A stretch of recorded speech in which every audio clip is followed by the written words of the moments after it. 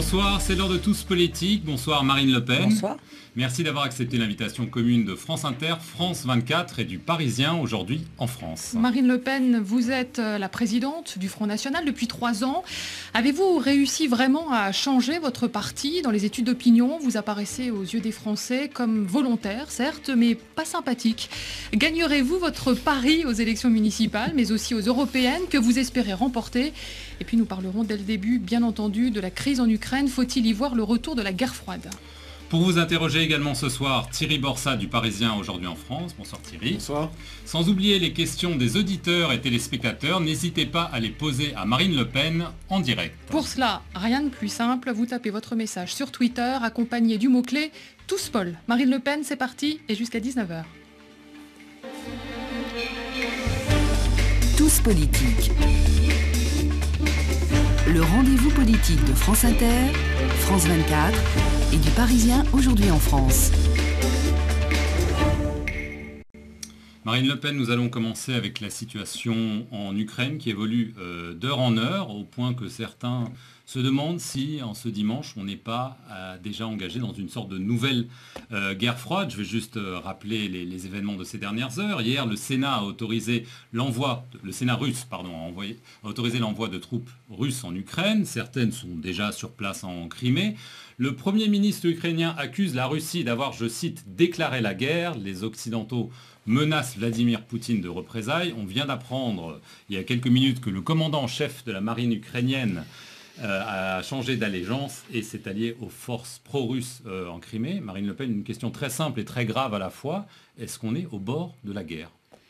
Je l'espère pas. Je l'espère pas, car il est évident que la situation en Ukraine suscite de très vives inquiétudes.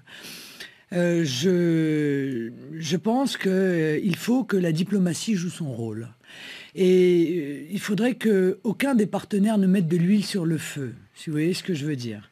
Je pense qu'une solution sage et équilibrée serait une large autonomie donnée aux régions ukrainiennes qui permettrait de conserver la souveraineté ukrainienne, l'unité de l'Ukraine, mais avec une autonomie pour la partie russophone, la partie ukrainophone et la partie de ceux qui regardent vers l'Ouest et qui ont le droit de le faire d'ailleurs.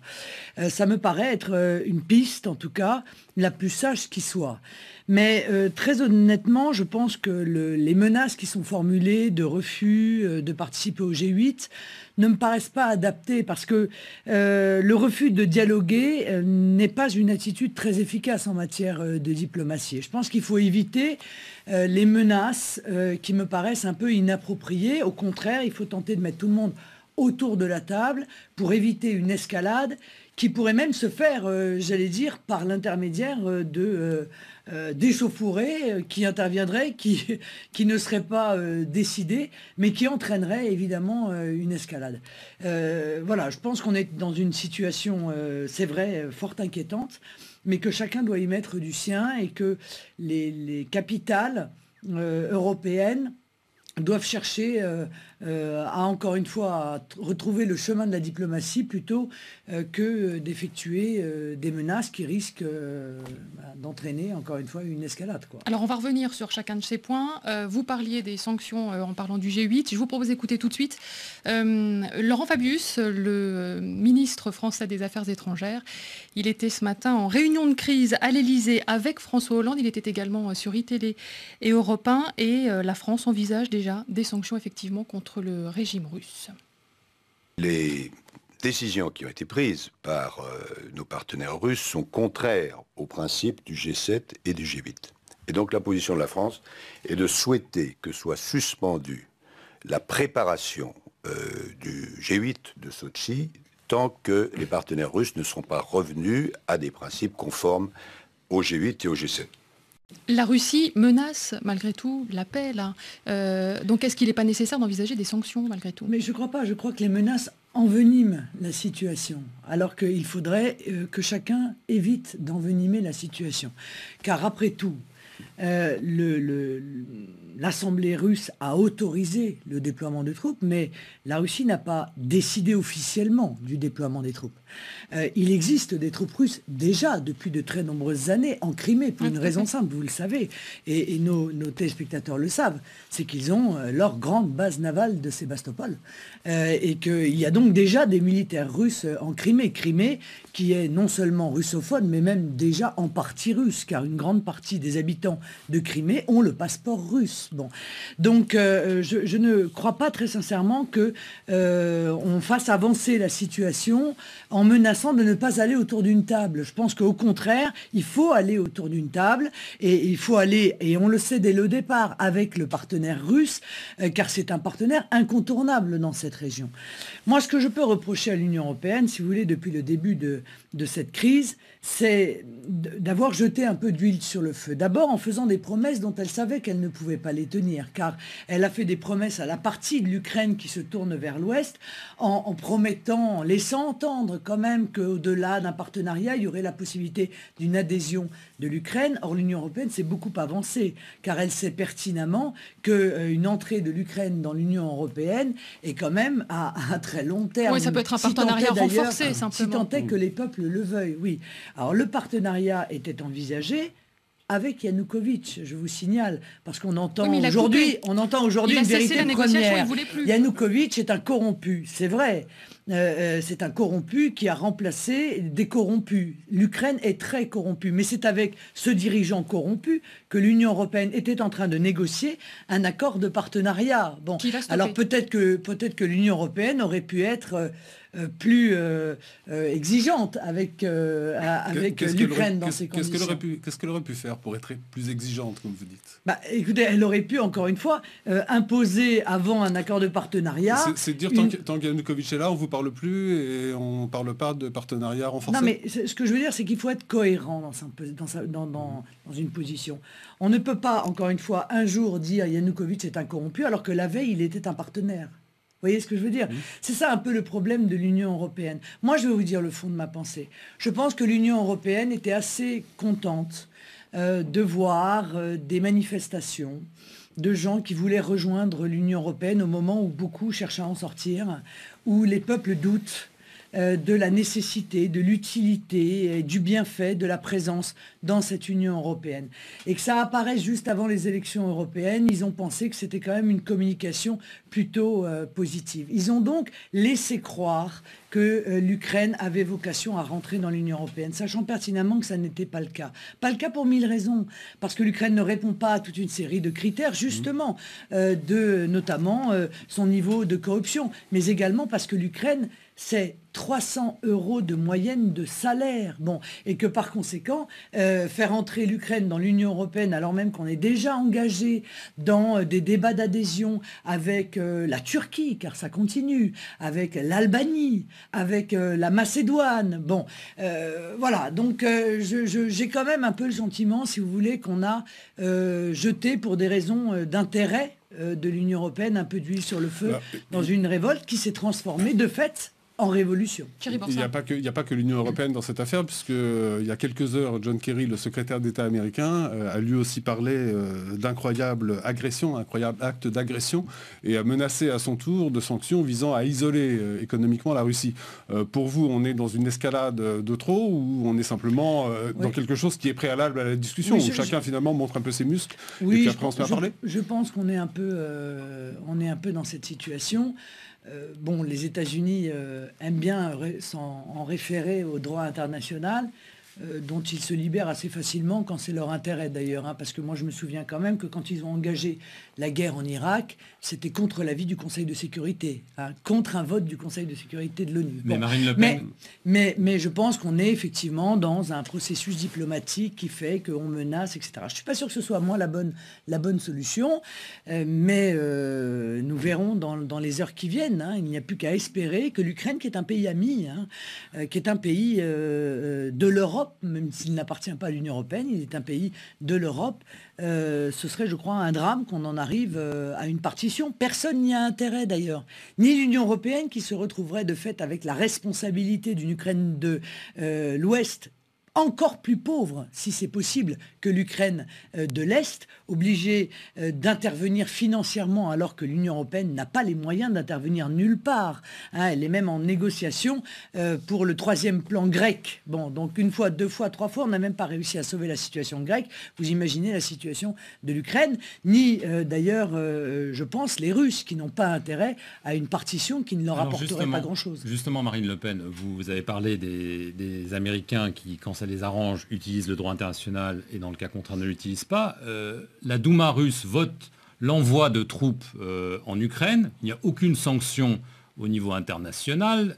Quand je dis sanction, c'est-à-dire onction plutôt du Conseil de sécurité.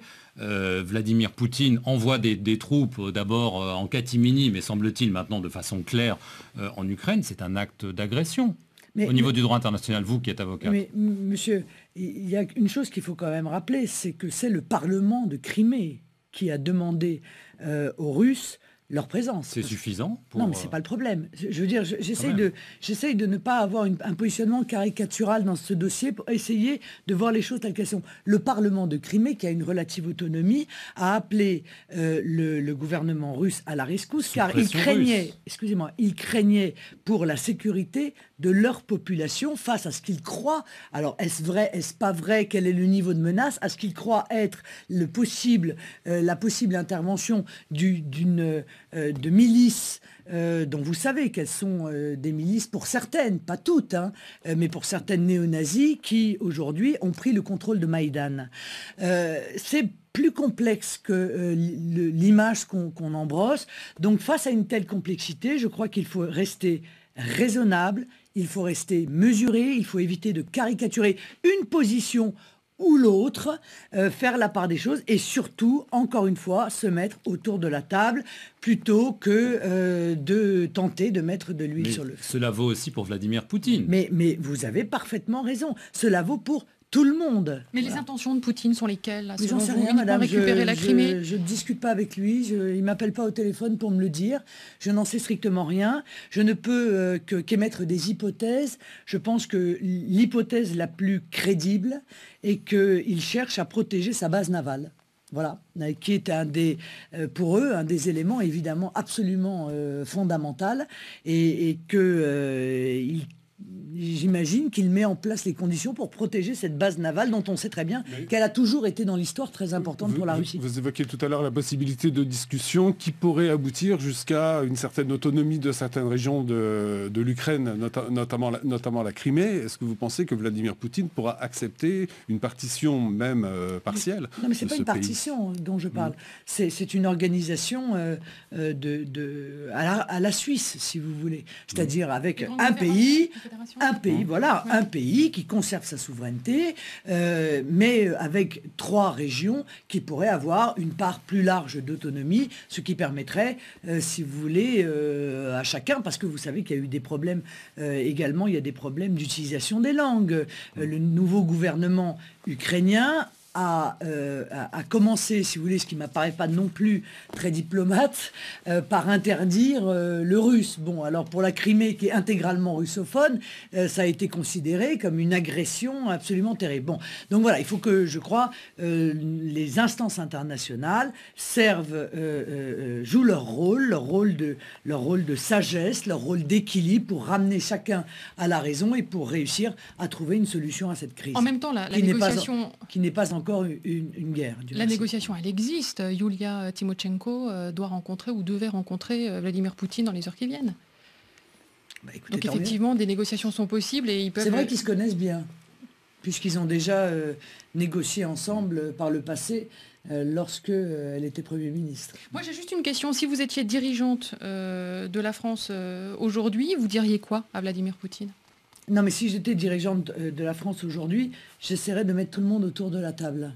Et j'essaierais de trouver une solution à la situation exactement dans le cadre de ce que je viens de vous expliquer. Voilà, dans cette piste-là, cette piste de solution-là. Mais pour reprendre la question de Karine, vous diriez quoi à Vladimir Poutine pour venir autour de la table ? Mais il viendra, je pense, autour de la table. Je pense que les Russes viendront s'il y a une initiative diplomatique qui permette à tout le monde d'être autour de la table. Je pense que les Russes accepteront de venir autour de la table. Je le pense. Maintenant, encore une fois, je n'ai pas d'éléments. Est-ce que vous ne pensez pas que quelque part, pour des raisons historiques évidentes, du côté de la Russie, et notamment de Vladimir Poutine, il ne considère pas que l'Ukraine, finalement, c'est la Russie et la Crimée, c'est la Russie. Non, parce que est-ce que c'est pas ça le problème ? Sinon, l'Ukraine n'aurait pas eu son indépendance. Mais c'était bien avant Vladimir Poutine. Peut-être qu'aujourd'hui, il veut recréer une grande Russie et peut-être que la Crimée en fait partie. Moi, je ne suis pas dans la tête de Vladimir Poutine. Ce que je sais, c'est ce qu'a dit la Russie officiellement, à savoir que elle trouverait que la partition de l'Ukraine serait la pire des solutions. Voilà. Donc, en tout cas, vous n'arrivez pas à le voir comme un agresseur. Dit, si vous voulez, c'est ce qui a été dit, que la partition de l'Ukraine serait, pour eux en tout cas, une très mauvaise solution. Alors bon, je suis obligé de m'en arrêter là, si vous voulez. Et pour vous, ces événements n'altèrent pas vos sentiments vis-à-vis de Vladimir Poutine ? On sait que vous avez dit que vous aviez de l'admiration pour lui. Ça ne change pas votre jugement. Monsieur, moi, j'ai pas de... En matière de diplomatie, il n'y a pas de sentiment. Et d'ailleurs, très honnêtement, je trouve que la diplomatie du sentiment me paraît nous avoir entraînés dans de graves difficultés dans d'autres pays où la diplomatie de l'émotion a été à la manœuvre en Syrie, en Libye, avec le moins qu'on puisse dire des résultats exactement inverse à ceux que nous espérions. Donc je crois qu'il faut tenir en matière de diplomatie, il faut tenir compte de l'histoire, il faut tenir compte de la géopolitique, il faut tenir compte de l'intérêt de l'ensemble des parties qui sont en conflit, et il faut essayer, encore une fois, de garder cette position équilibrée. Car si on prend parti de manière totale pour un camp ou pour l'autre, eh bien alors il n'y a plus de voie diplomatique, car la voix que vous avez, la voix que vous pouvez porter, n'a plus de crédit, soit de la part d'un partenaire, soit de la part d'un autre partenaire. Voilà. Donc cette voix de la France qui a été, dans son histoire spécifique, particulière, il faut qu'elle le conserve. Et moi, je regrette un peu, je regrette même beaucoup, que depuis des années, la diplomatie de la France soit en réalité une sous-diplomatie américaine. Je regrette que la France n'ait pas conservé cette voix spécifique dans le monde qui lui permettait justement de pouvoir rapprocher des positions qui étaient éloignées les unes des autres. Et donc sur Poutine, elle se trompe. Sur Poutine, la France se trompe. Non, mais je ne dis pas que... Mais la France n'a pas pris position sur Poutine aujourd'hui. Vous semblez dire quand même qu'elle s'aligne sur les positions américaines. La France prend une position qui consiste à menacer de ne pas aller au G8. Je pense que ça n'est pas une solution. Encore une fois, je vous l'ai dit, je le répète donc pour la 3e fois, je pense que ces menaces enveniment en réalité la situation plutôt que n'allègent la pression qui existe aujourd'hui. Et donc je repose la question de Marc tout à l'heure. Vous admirez toujours Vladimir Poutine aujourd'hui, vous pouvez le dire ? Écoutez, vous êtes caricatural. Souvenez-vous, dans quel contexte ai-je dit cela ? Rappelez-le-moi. Ah oui, vous ne le savez pas. Parce qu'on répète, on se répète les uns les autres, mais on ne sait plus dans quel contexte ça a été dit. Donc on caricature. J'avais dit que j'avais une certaine admiration pour Vladimir Poutine dans la manière dont il avait réussi à maîtriser les appétits des oligarques. Alors oui, effectivement, dans le cadre de la maîtrise des appétits des oligarques, je pense qu'il était particulièrement utile de sévir comme Vladimir Poutine l'a fait, puisque je pense que les oligarques, dans la décennie qui a précédé son arrivée au pouvoir, ont en partie ruiné et volé le peuple russe. Car c'est le peuple russe qui m'importe, moi, en réalité, qui est un peuple ami, je le rappelle. Ça n'est plus l'Union soviétique, je le rappelle aussi, parce que de temps en temps, j'entends des commentaires, j'ai l'impression que c'est encore l'Union soviétique. Ça n'est quand même plus l'Union soviétique. Il faut aussi essayer d'en tenir compte, et puis peut-être faire en sorte que cette guerre froide recule, comme vous dites. Marine Le Pen est notre invitée ce soir dans Tous Politique. Elle est avec nous jusqu'à 19h. N'hésitez pas à nous poser toutes vos questions, vous aussi, sur le compte Twitter accompagné du mot-clé TousPol.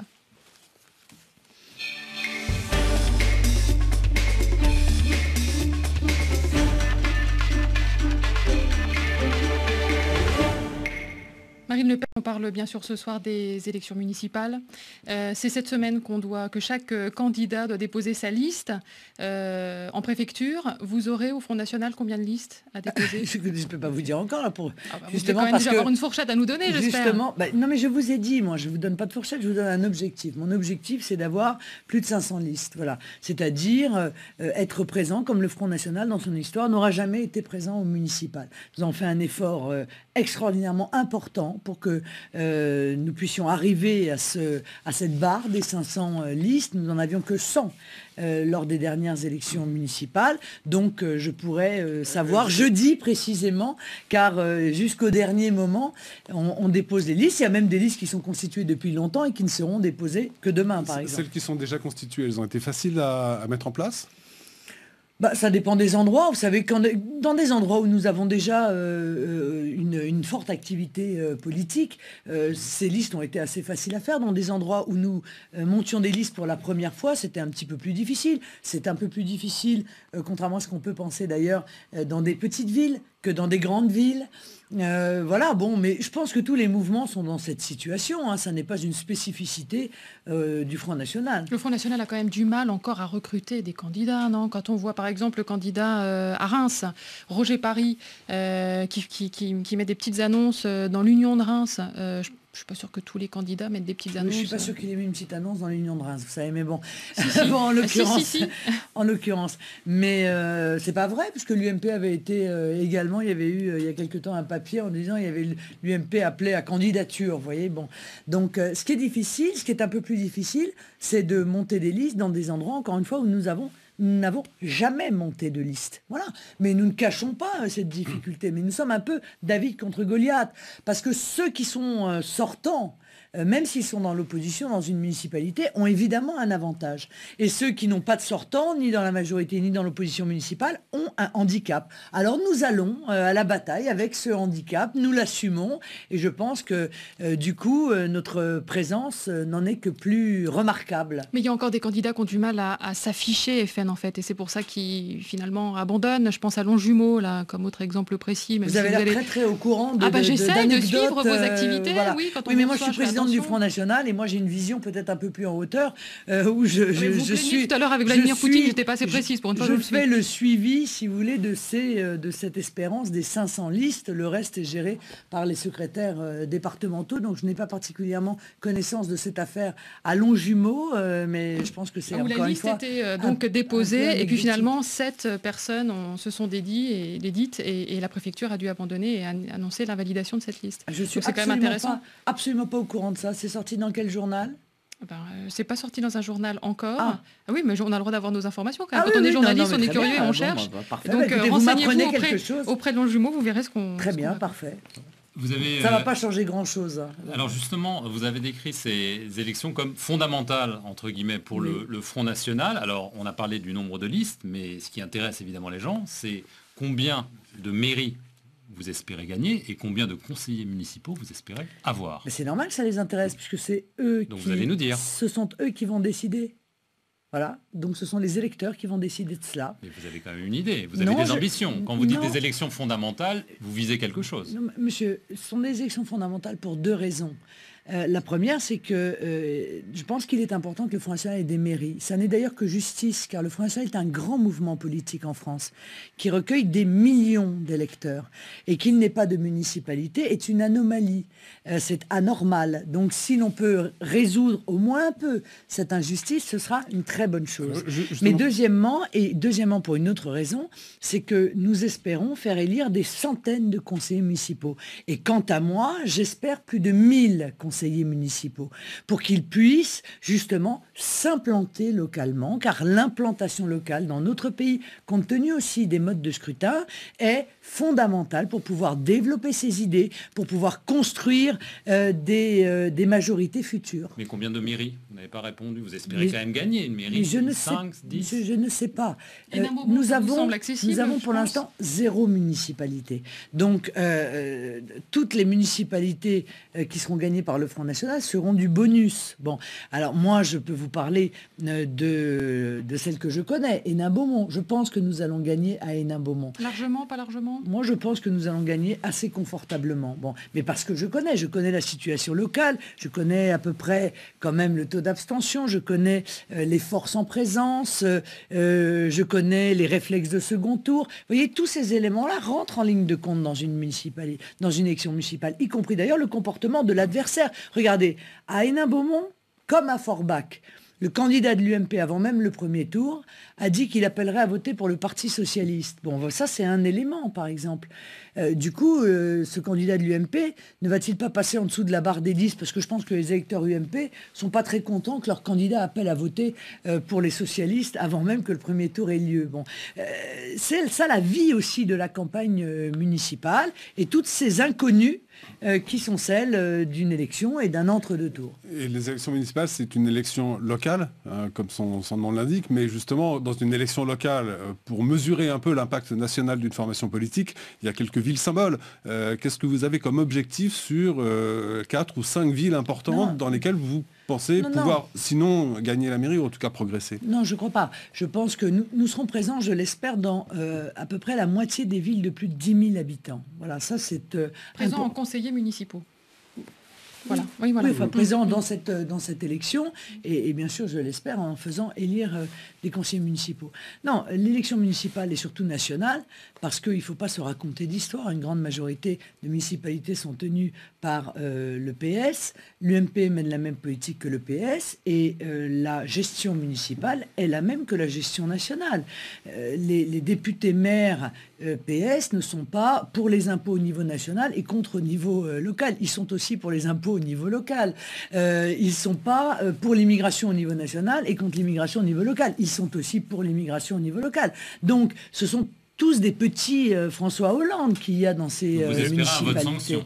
Mais j'appelle bien sûr, entre autres, à la sanction, bien entendu, car je crois que les Français sont désespérés de voir la situation actuelle, sont totalement opposés à la politique qui est menée, et il y a une élection, il faut évidemment sanctionner les petites répliques de François Hollande qui sont dans les municipalités, et accessoirement leur soutien, c'est-à-dire les candidats de l'UMP.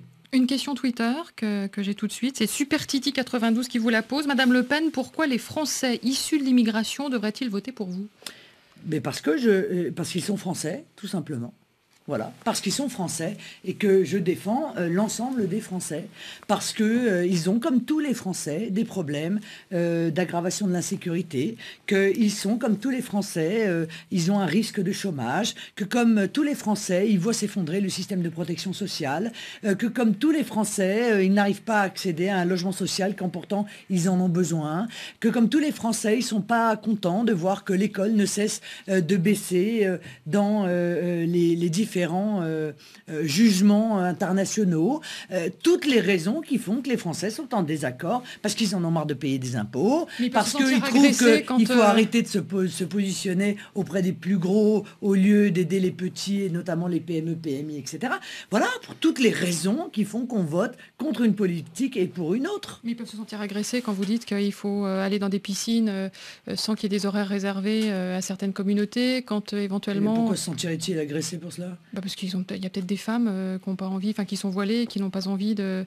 Elles sont issues de l'immigration, elles sont voilées, elles n'ont peut-être pas envie d'aller à la piscine avec des messieurs. Elles peuvent demander effectivement à ce que certains horaires leur soient réservés. Ben non, elles peuvent pas, madame. Il peut y avoir des cantines. Non, elles peuvent pas. Elles peuvent pas pour une raison simple. Des repas elles peuvent pas pour une raison simple, c'est que la loi sur la laïcité l'interdit. Voilà. Et que cette loi sur la laïcité, elle n'a pas été faite pour embêter les Français d'origine étrangère. Donc vous résumez aux musulmans par conséquent. Hein, c'est ça, c'est ce que je crois comprendre. Bon.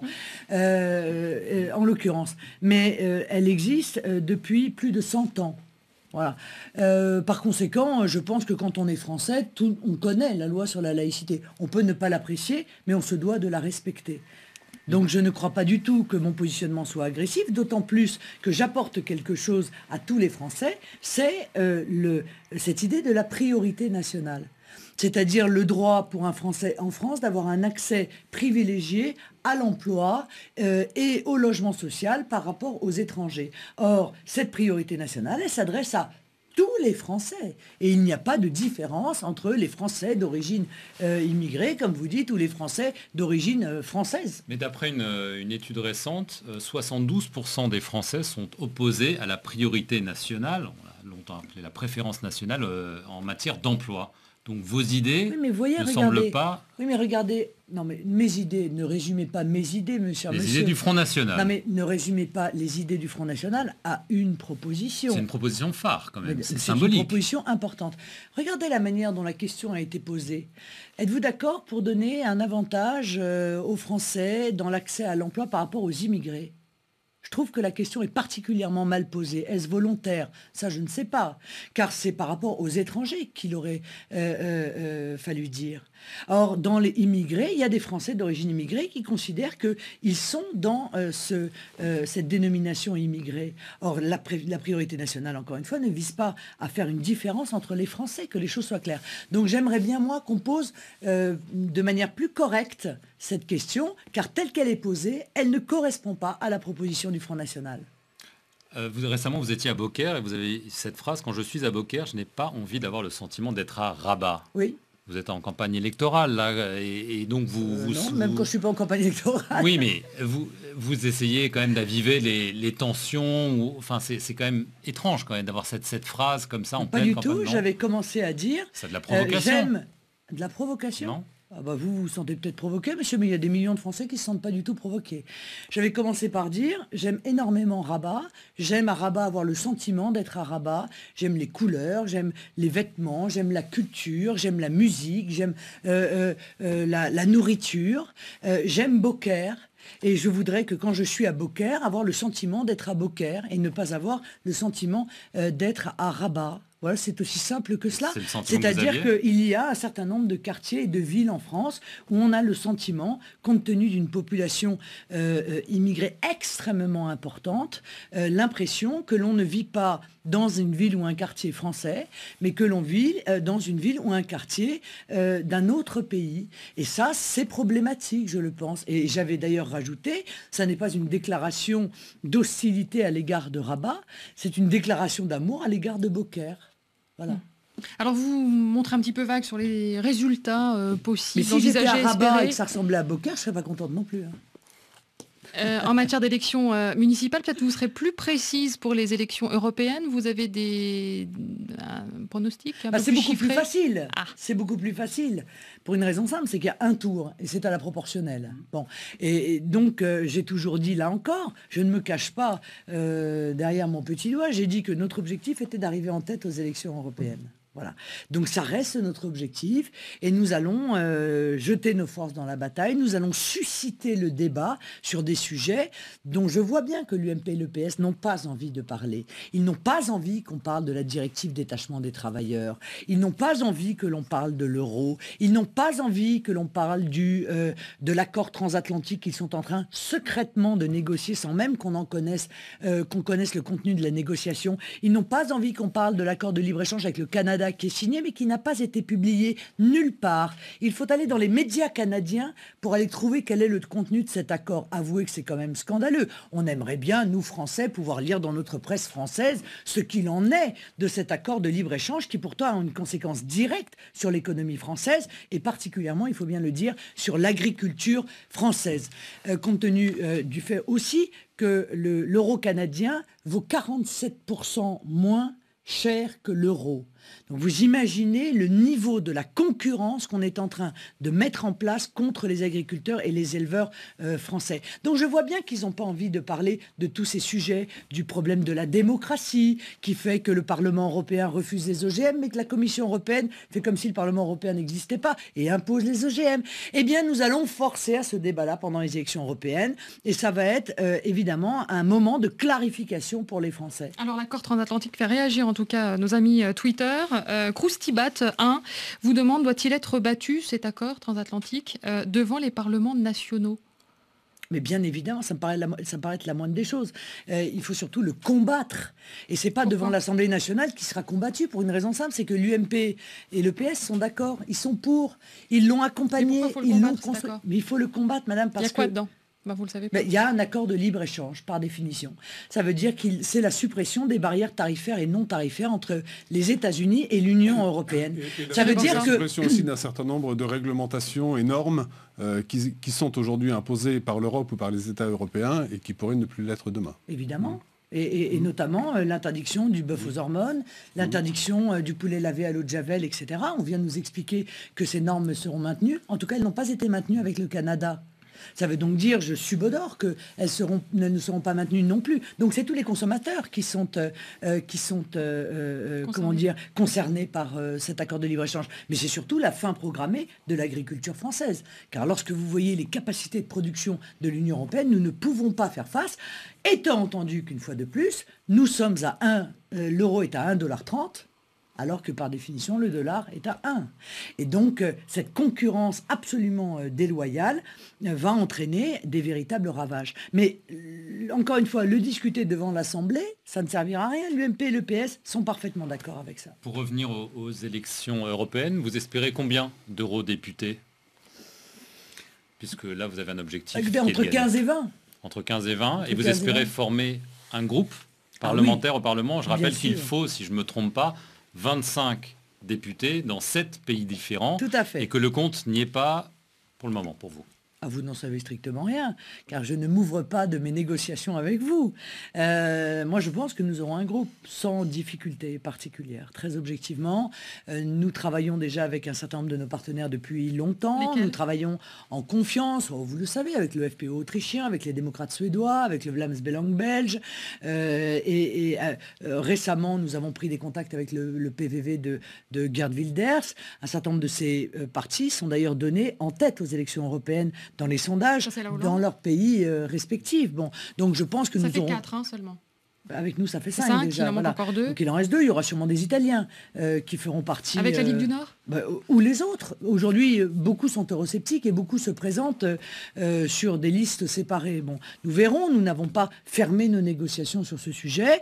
Nous avons également les meilleurs rapports qui soient avec M. Paksas de Lituanie. Donc non, je crois qu'il n'y aura pas de difficulté pour constituer un groupe. Et c'est important, car sans groupe, eh bien, nous sommes des sous-députés. Nous avons beaucoup moins de moyens, évidemment, et pour agir et pour nous faire entendre. En même temps, ça ne vous fait pas passer un texte d'avoir un groupe au Parlement aussi?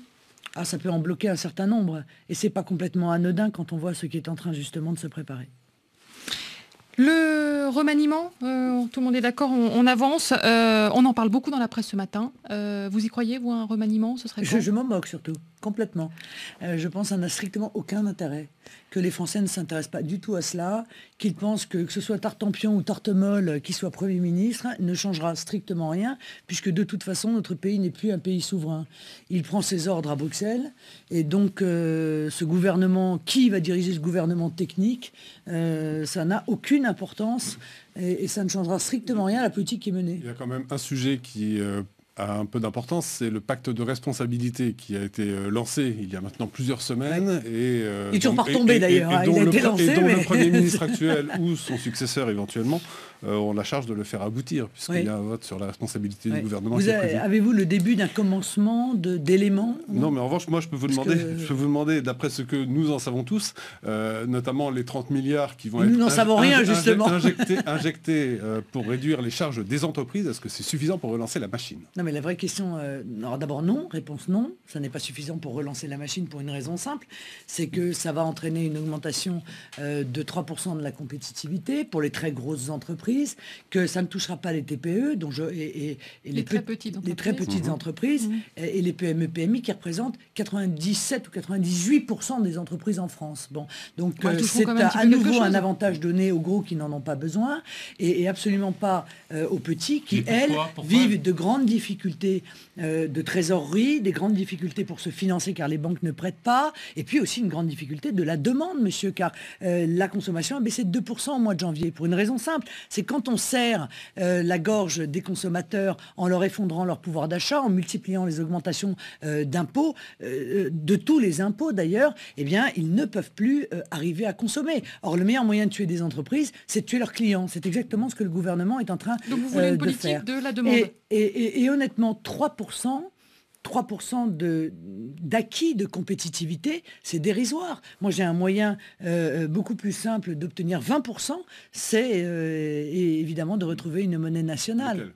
Retrouver une monnaie nationale pour pouvoir opérer cette dévaluation de 20%. J'ai été d'ailleurs rejointe sur ce sujet par M. Montebourg, qui lui aussi est aujourd'hui pour une dévaluation. Madame Najat Vallaud-Belkacem m'a dit que tout le gouvernement pensait cela. Il faudrait qu'ils le disent plus souvent parce qu'on ne les a pas beaucoup entendus. Sauf qu'ils ne l'obtiendront pas, parce qu'ils savent pertinemment qu'on ne peut pas obtenir la dévaluation de l'euro dans l'Union européenne actuelle. Donc c'est une promesse en l'air, c'est une promesse utopique qu'ils font, une de plus. Donc ce pacte de responsabilité ne changera rien. La vraie question, c'est où vont-ils faire ces économies? Qui va les financer? Et moi, je vous annonce maintenant, aujourd'hui, que les mauvaises nouvelles arriveront après les élections européennes, qu'on retient les mauvaises nouvelles pour ne pas dire en pleine campagne que la piste de l'augmentation de la CSG est évidemment sur la table, que la piste de la non-déductibilité de la CSG est évidemment sur la table, et que ce sont encore les Français qui vont voir augmenter leur imposition ou leur taxation. Mais vous qui voulez aider les consommateurs, vous qui voulez faire une politique de la demande, si je comprends bien, vous qui êtes keynésienne, vous les aidez comment en fait les consommateurs? Vous redonnez de l'argent comment? Vous augmentez le SMIC? Je pense qu'il faut changer de modèle économique.